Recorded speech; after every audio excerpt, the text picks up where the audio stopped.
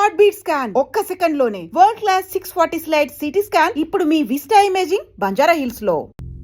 కొన్ని రోజులు మా మధ్య ఉన్నందుకే మీ చెల్లెళ్ళ మీద ఎంతో ప్రేమ పెంచుకున్నాం. అలాంటి బంగారం లాంటి పిల్లల్ని ఎంత దారుణంగా చంపేశారా దుర్మార్గులు. చావు బతుకుల్లో ఉన్న రోగి మా దగ్గరకు వచ్చినప్పుడు చివరి దాకా పోరాడి ఏ రకంగానైనా బతికించడానికి ప్రయత్నిస్తాం. అలాగే మనకి న్యాయం దొరకనప్పుడు ఏ మార్గంలోనైనా సరే చివరి దాకా మనమందరం పోరాడాలి. అన్నా నువ్వు అను వాళ్ళందరంతా చూస్తాం. ఆగండి, ఇంకా మీరు మా చెల్లెళ్ళ మీద చూపిస్తున్న ఆదరాభిమానాలకి కృతజ్ఞుని. మీ అందరి అండదండలు ఉంటే చాలు. ఆ దుర్మార్గుల్ని హతమార్చడానికి మీ బంగారు భవిష్యత్తు నాశనం చేసుకోవద్దు. వాళ్ళ సంగతి నేనే చూసుకుంటాను. మీరేం చేసినా మా అందరి సపోర్ట్ మీకు ఉంటుంది సార్.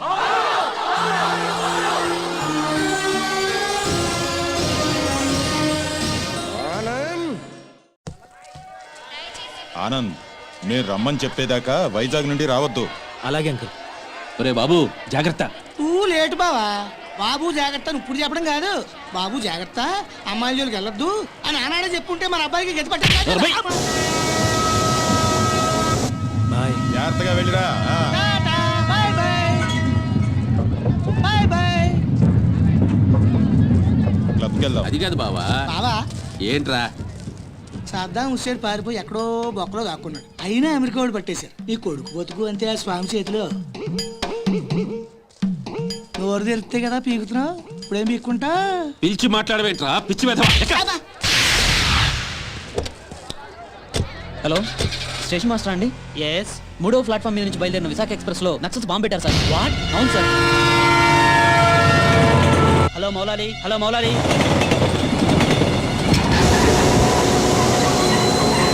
ట్రైన్లో బాంబు పెట్టారంటే అందరూ పారిపోండి.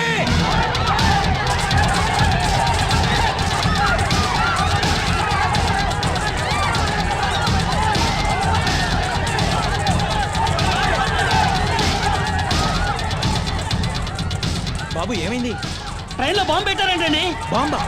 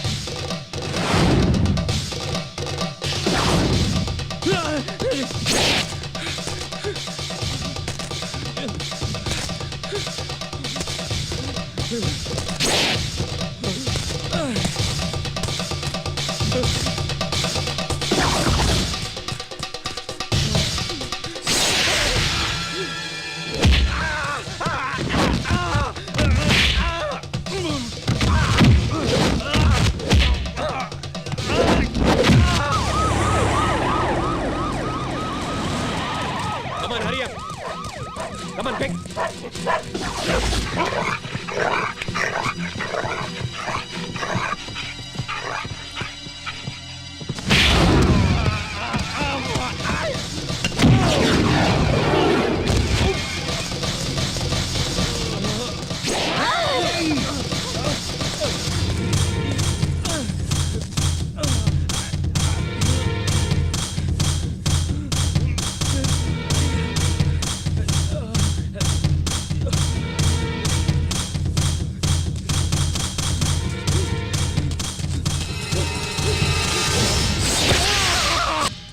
రఘు.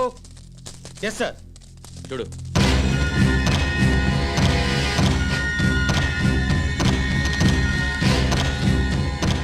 సార్, ఆనంద్ చచ్చిపోయాడు సార్. ఏమిటి సార్ అలా చూస్తున్నారు? మర్డర్ అయిపోయాడు సార్. మర్డరు. Arrest them. ఈ హత్య చేసింది మీరేనా? మాకంత అయోమయంగా ఉంది సార్. ఇక్కడ ఎవరేం మాట్లాడుతున్నారో మాకు అర్థం కావట్లేదు. మా అంతటా మేము పోలీస్ స్టేషన్కి వెళ్ళి చూసింది చూసినట్టు సాక్ష్యం చెప్పడానికి కోర్టుకు వస్తే సాక్ష్యమా? దేని గురించి సార్? ఆనంద్ హత్య గురించి సార్. నా చెల్లెళ్ళు సీత గీత ఆ సీతాగీత ఉన్నారో పారిపోయారో లేచిపోయారో వాళ్ళని పట్టుకుని ఆగండి సార్. ఆనందని మా చెల్లెళ్ళు చంపటం మా కళ్ళారా మేమిద్దరం చూసాం సార్. ఆ సాక్ష్యం చెబుదామని మేమిద్దరం ఇక్కడికి వస్తే ఇదేమిటి సార్, అతి క్రూరంగా అతి దారుణంగా మేమే చంపామంటున్నారు. మీరే న్యాయం చెప్పండి సారు. అబద్ధం సార్, సీతాగీతలు చంపడం ఏమిటి? వాళ్ళు చంపే ఛాన్సే లేదు. ఎందుకు లేదు అంటే మా చెల్లెళ్ళు సీత గీత బ్రతికిలేరా? బతుకున్నారో బజాన పడ్డారో నాకేం తెలుసు? తెలియకపోతే నోరు మూసుకోండి. అబ్జెక్షన్ సార్, ఒక సిన్సియర్ లాయర్ని పెట్టుకుని కోర్టులో నోరు మూసుకోమన్నా నేరం. మిస్టర్, అయ్యా మీరు గౌరవంగా మాట్లాడండి. హాయ్, మేం పల్లెటూరులో అండి. కోర్టులో ఎలా మాట్లాడాలో తెలియక కాస్త నోరు జారామండి. It's all right. అయ్యా లాయర్ గారు,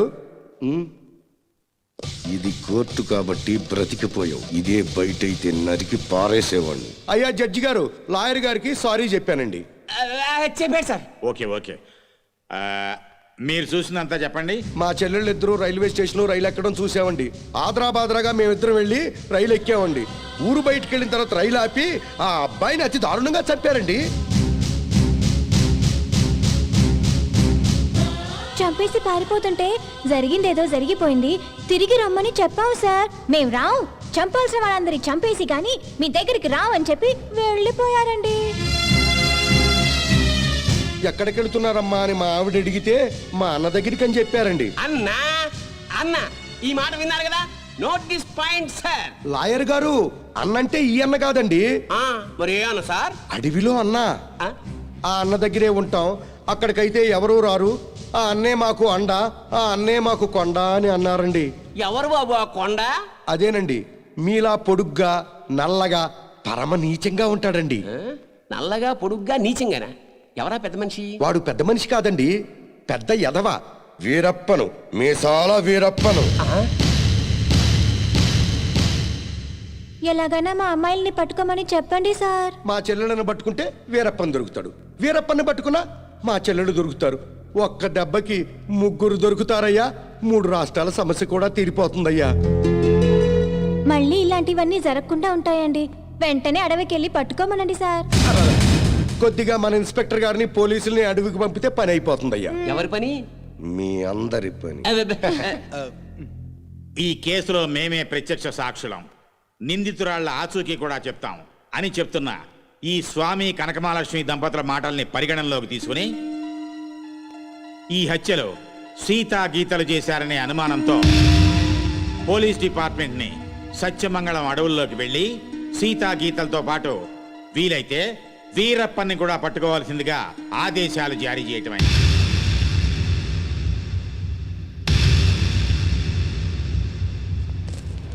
ఇన్స్పెక్టర్ గారు, ఏంటయ్యా? కాస్త మంచి రోజు చూసుకుని చెప్తారా అండి? దేనికి? అదే అన్నయ్య గారు, వీరప్పనున్నాడే అతను ఉండే అడవిలోకి బయలుదేరడానికి వస్తామండి. వెళ్ళొస్తామండి. నల్లకోటనే దడదడలాడిస్తున్నారు.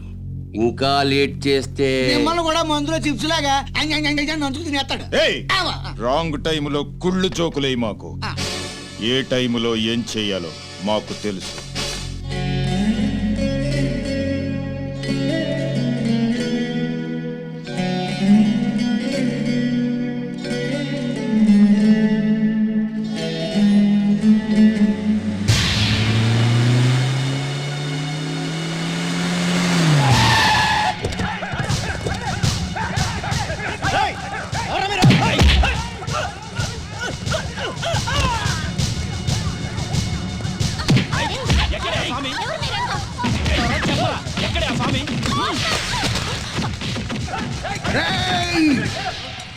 నన్ను చంపడానికి వచ్చి ఆడబడుచుల మీద చేయి చేసుకుంటారా చవట్టల్లారా? మీలో మీలో మీలో కలేజా ఎవరికున్నా సరే నన్నట్టుకోండిరా.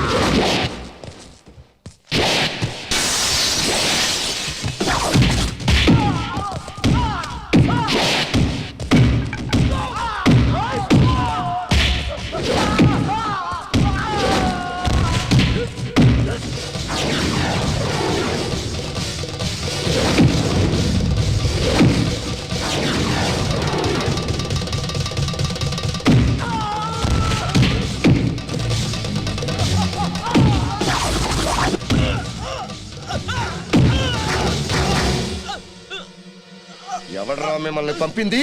బాపినీడు బాపినీడు స్పీకింగ్. ఇక నువ్వు స్పీకటానికి ఉండవురా. రెచ్చిపోకు. ఈ రోజు రాత్రి 10 గంటలకు నీ క్లబ్బులోనే నిన్ను హతమారుస్తాను. ఎవడరా మాట్లాడేది? స్వామిని.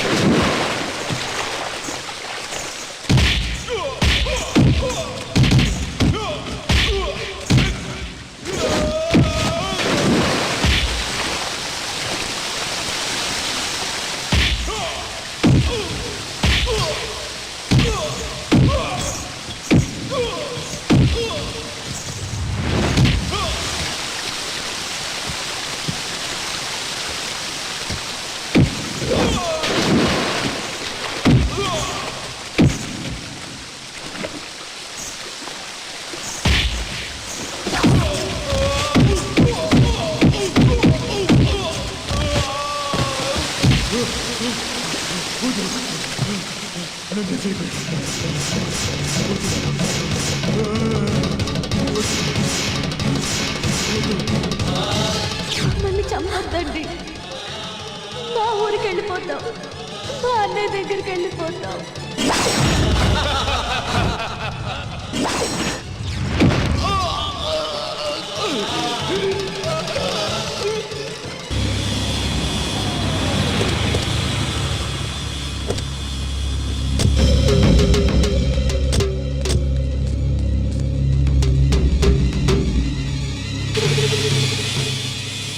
సార్, ఈ హత్య ఎలా జరుగుతుందంటారు? ఇప్పుడేగా వచ్చాం, ఎంక్వైరీ చేశాం. కోటేశ్వరరావు గారు, మీరేం కంగారు పడకండి. మనం పోలీస్ సెక్యూరిటీ పెట్టించుకుందాం. పోలీసులు ముఖ్యమంత్రిని కాపాడడానికి నానా పాటలు పడతా ఉంటే ఇంక మిమ్మల్ని ఏం కాపాడతారండి? కరెక్ట్ గా చెప్పావురా బామ్మరిది.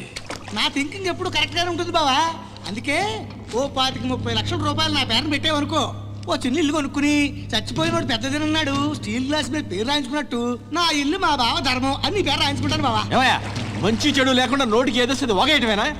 ఆడెప్పుడు జరిగేదే చెప్తాడు. మీకేమన్నా పిచ్చెక్కిందా? బాలవాక్కు బ్రహ్మవాక్కు అని బామ్మది వాక్కు బ్రహ్మవాక్కు ఏమిటండి? ఏయ్ బామ్మర్ది, ఆ స్వామి వాడి పెళ్ళాం పోతే ₹1,00,00,000 రాయించు, నేను పోతే ఆస్తి మొత్తం రాయించుకోరా. అయినా నీకేం కాదులే బావా, 100 ఏళ్ళు బతుకుతావు. బావమరిది అంటే బ్రతకూరేవాడు అర్థం. బతకగోరేవాడు అయితే ఆస్తి ఎందుకు రాయమంటావు? నేను బతకూరినంత మాత్రం మా బావ బతుకుతాడు. ఆ స్వామి బతకనివ్వాలి కదా. అనుమానం లేదు రఘు, ఈ మర్డర్ కూడా ఆ స్వామి చేసి ఉంటాడు. ఇన్ని మట్టలు చేస్తున్నా కూడా మన డిపార్ట్మెంట్ చిన్న క్లూ కూడా దొరకకుండా చేస్తున్నాడు. అది కదా హైలైట్. ఏంటా అర్ధరాత్రి పూట? ఏం లేదండి, స్టేట్ క్లబ్ ఓనర్ బాపిరెడ్డి గారిని చంపిన వాళ్ళని నేను ప్రత్యక్షంగా చూశానండి. ఎవరు? నా చెల్లెళ్ళు సీత గీత సార్. అలానా? ఆ. ఎలా చంపారు సార్ తమరు చెల్లెళ్ళు? రోట్లో కందిపప్పుని రోకలితో దంచినట్టు దంచి నీళ్ళల్లో ముంచి చంపేశారు సార్. అబ్బా మీ చెల్లెళ్ళకి సపోర్ట్ గా ఆ వీరప్పన్ కూడా వచ్చాడా సార్? వీరప్పన్ రాబట్టే కదా సార్ మా చెల్లెలను పట్టుకోలేకపోయాను. అవునా? తుపాకీతో భయపెట్టాడా సార్? లేదండి, ఏనుగు దంతంతో పొడుస్తానికి వచ్చాడు సార్. ఏంట్రా నువ్వు పోలీసులతో ఆడుకుంటావురా? జడ్జి గారు, జడ్జి గారు, ఈ సమాజంలో న్యాయం జరగదా? న్యాయం చేతులు ఎంత పొడవైనా సాగుతాయంటారు. మరి అదే నిజమైతే ఈ రోజు స్టేట్ క్లబ్ ఓనర్ హత్య జరిగేది కాదు కదా అంటున్నాడయ్యా స్వామి. సార్ ఏమి సార్ అయ్యా, మీరు ఆ రోజే అడవికెళ్ళి అతని చెల్లెళ్ళని పట్టుకుని ఉంటే ఈ రోజు ఈ మర్డర్ జరిగేదా? జరిగేది కాదు సార్. అంటే స్వామి చెప్పినట్టు మీరు డ్యూటీ చేయకుండా తప్పతాగి పడుకుంటున్నారు అన్నది నిజం అన్నమాట. Sorry sir. I don't want your explanations. మీరు ఈ రోజే సత్యమంగళం అడవులకు బయలుదేరి వెంటనే సీతా గీతల్ని పట్టుకోండి. వీలైతే వీరప్పని కూడా. ఓకే సార్, ఈ రోజే బయలుదేరుతాం సార్. ఓకే. నీ ప్లాన్ నాకు తెలుసు అని నువ్వు జడ్జి గారికి ఫోన్ చేసి మమ్మల్ని అడవికి పంపించి నువ్వు కోటేశ్వరకు చెక్ పెట్టాలనే